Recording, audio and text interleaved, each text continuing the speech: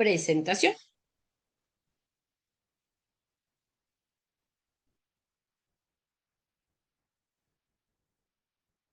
que está por aquí. Entonces, hoy vamos a hablar de corrientes pedagógicas y de sus fundamentos filosóficos. Les voy a poner por acá para poder verles. Listo. Hoy vamos a hacer un recorrido por algunas tradiciones del pensamiento educativo y también cuál es esa base filosófica que tienen y por qué las vamos a encontrar aquí también dentro de la carrera de filosofía. Ángel, dígame, por favor, ahí tiene la manito levantada.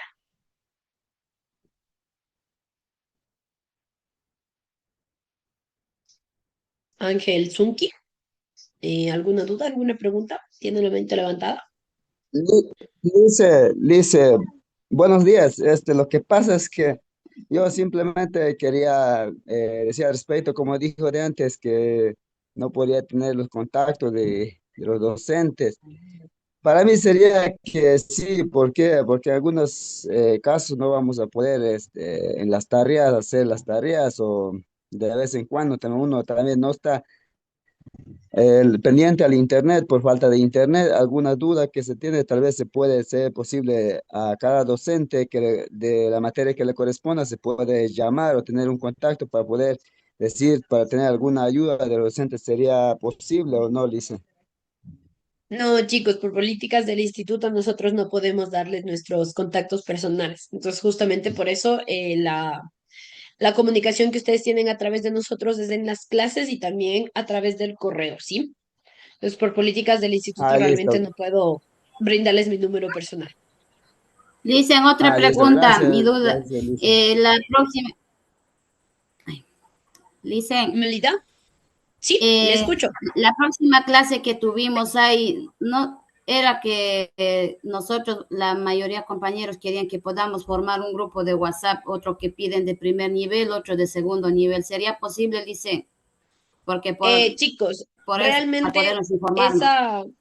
esa organización ya no depende de mí, eso ya depende de ustedes y de que se organicen para poder realizarlo, ¿sí? Pero tratemos de no ocupar este tiempo de clase para eso. Entonces, traten de organizarse ustedes también ahí, pero eso ya depende de ustedes. Sí, yo tampoco puedo estar en ninguno de los grupos, así que eso ya depende de su propia organización.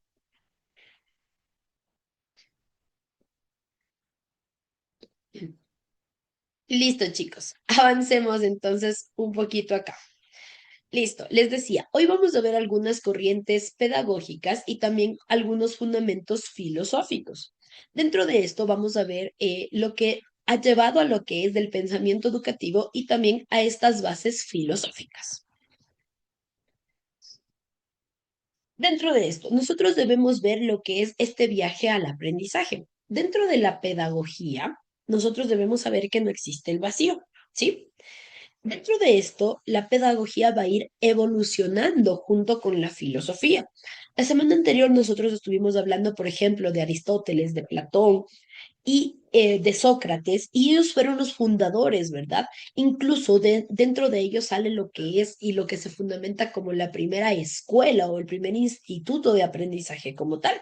Entonces, la filosofía y la pedagogía han ido avanzando y creciendo de la mano. La filosofía, buscando tal vez un poco más a profundidad, entender el conocimiento y también entender al ser humano, y obviamente la pedagogía como el modo o la forma en la que nosotros aprendemos y enseñamos. Dentro de esto, cada una de estas corrientes va a responder a preguntas que son fundamentales. Dentro de esto son, ¿cómo aprendemos y quiénes somos? Son como las dos dudas fundamentales que se han ido creando y a través de las cuales, pues, la filosofía y la pedagogía se han ido alimentando. ¿Cómo aprendemos? ¿Cómo hace nuestro cerebro para aprender? ¿Alguna vez ustedes se han preguntado cómo es que hicimos para leer? ¿Cómo nuestro cerebro logra leer y cómo decodificar toda esa información tan rápido? Eso es lo que justamente se pregunta la filosofía. O sea, ¿cómo le hacemos para aprender? ¿Quiénes somos?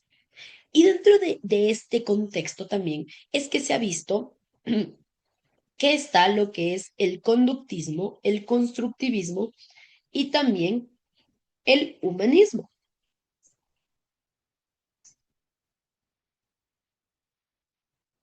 Cada uno de estos tiene su propia visión, ¿ok? Y obviamente se constituyó en diferentes momentos también. Cuando nosotros hablamos de conductismo, vamos a hablar de lo que es un comportamiento observable. Y esto también se vuelve el centro del aprendizaje, ¿sí? Ese es el conductismo.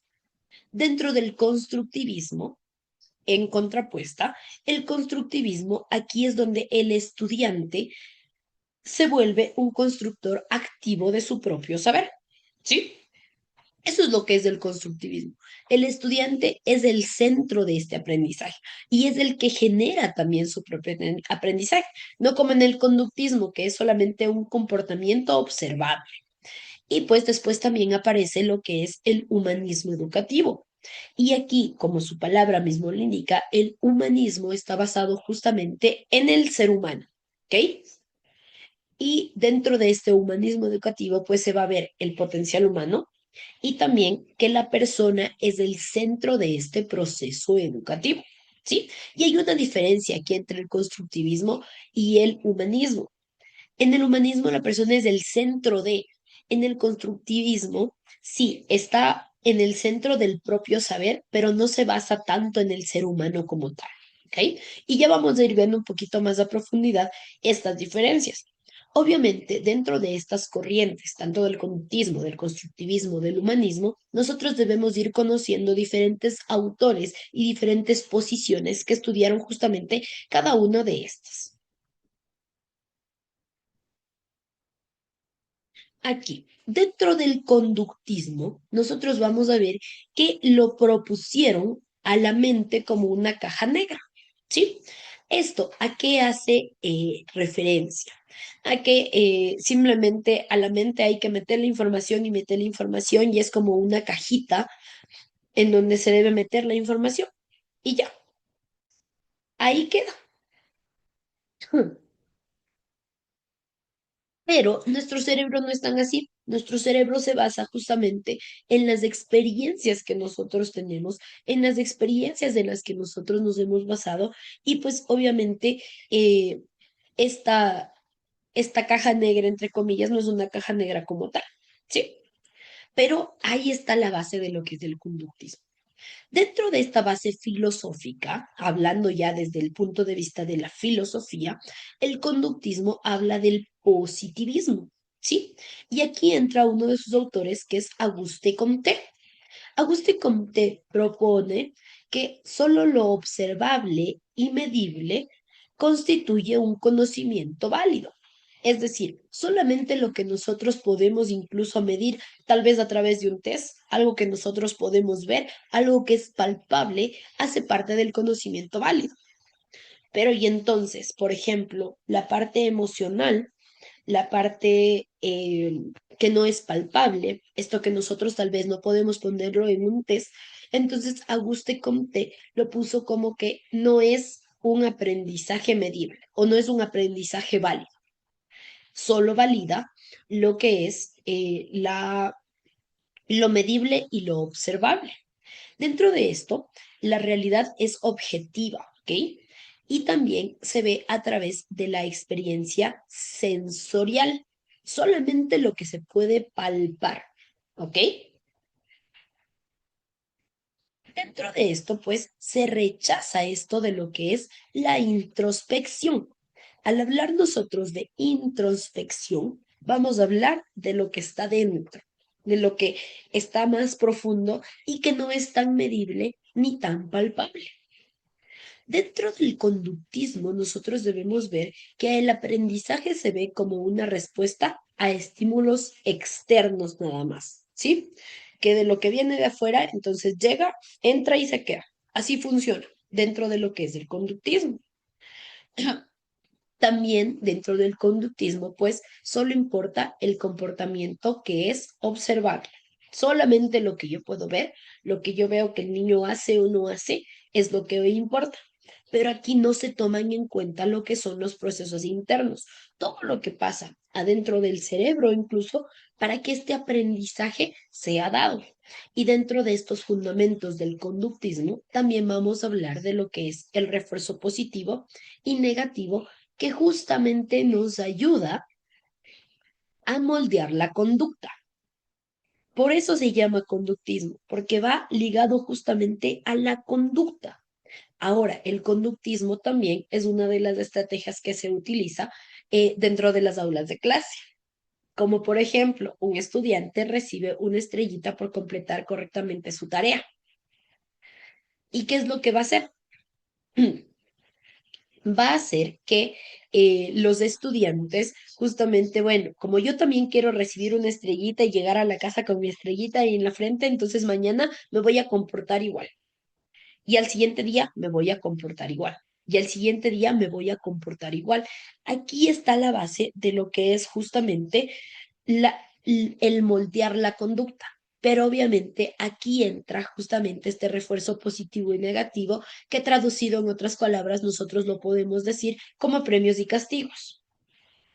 Entonces, ¿te portaste bien? Tienes una estrellita. ¿Te portaste mal? No recibes estrellita. Así funciona esto. Y justamente el conductismo busca moldear la conducta específicamente. Pero nosotros debemos ver también que no solamente la conducta es la que está involucrada en el proceso de enseñanza y aprendizaje, ¿verdad?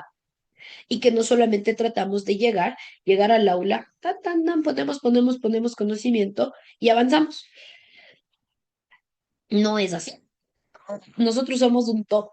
Entonces, el conductismo se basó netamente en moldear la conducta.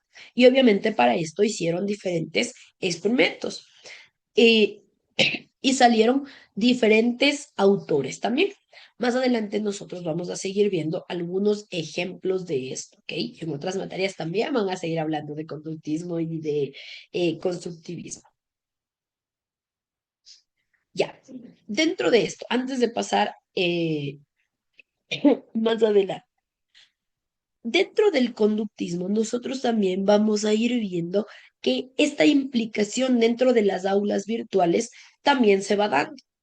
El conductismo se basa en sistemas de recompensa. El conductismo se basa en retroalimentaciones inmediatas. El conductismo se basa en actividades estructurales también. ¿Ok? Entonces, obviamente, dentro de esto, estas implicaciones se siguen dando en el aula de clase. Muchas veces porque incluso algunos docentes consideran que es necesario, que la conducta ha empeorado y que se requiere de este conductismo para ayudar a moldear la conducta. Ahora, nosotros como pedagogos, como estudiantes de esta carrera, para poder ser docentes, debemos entender que nosotros también debemos ir haciendo ciencia, que no se trata de decir, no, esto es totalmente malo o esto es totalmente bueno y solo eso lo voy a hacer, sino también de ir viendo y conociendo cada una de las cosas que nos van dando para yo poder aplicarlas en la realidad de mi aula de clase, porque la realidad es que cada aula de clase es diferente y que cada uno puede incluso requerir de diferentes estrategias. Ahora, hablando del conductismo, hablando del aula virtual, este sistema de recompensa se va dando como insignias, puntos o certificados por participación. Vivimos en un mundo que, de cierto modo, nos lleva a esta parte del conductismo. Ustedes, por ejemplo, están aquí en clase, están entrando, hacen las tareas, porque ¿cuál es el fin que quieren llegar a ustedes? Graduarse, ¿verdad? Obtener su título. Y eso sigue siendo un modo de conductismo. ¿Por qué? Porque nos están dando un sistema de recompensa por algo que nosotros hacemos. Y pues obviamente esto nos motiva a progresar y a seguir avanzando. Dentro de esto, obviamente, nosotros también buscamos, y dentro del conductismo lo que se ve, lo que es una retroalimentación inmediata. Es decir, mantener una respuesta automática después de cada actividad. Nosotros, por ejemplo, aquí terminamos la clase y ustedes tienen un cuestionario y una tarea por tener, ¿no es cierto? Y cuando tienen el cuestionario, ¿qué pasa? No sale una calificación. Eso también hace parte de una retroalimentación inmediata, en donde nosotros también y los estudiantes lo que hacen es corregir o reforzar el aprendizaje. Y pues aquí entran también las actividades estructuradas, es decir, el diseño de ejercicios que tienen una respuesta clara. Y aquí entran las tareas, por ejemplo, porque las tareas tienen una estructura que cada uno debe ir haciendo y cada uno debe ir guiando también.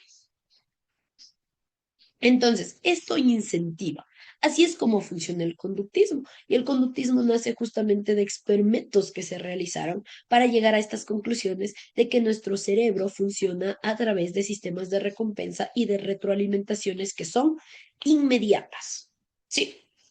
Bueno, antes de que se nos corte la sesión, les voy a pedir a todos que salgamos y volvamos a ingresar y quiero mostrarles un video sobre justamente cómo es que funciona esta parte del conductismo, ¿ok? Es en el mismo link. Salimos y volvemos a ingresar.